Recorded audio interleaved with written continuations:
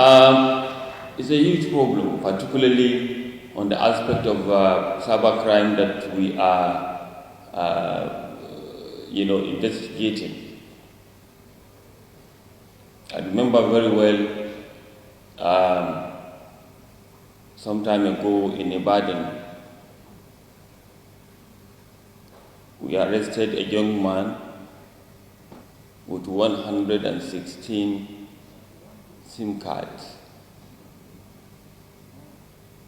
Huge problem.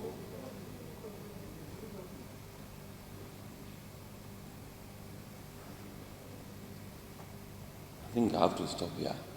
Thank you very much.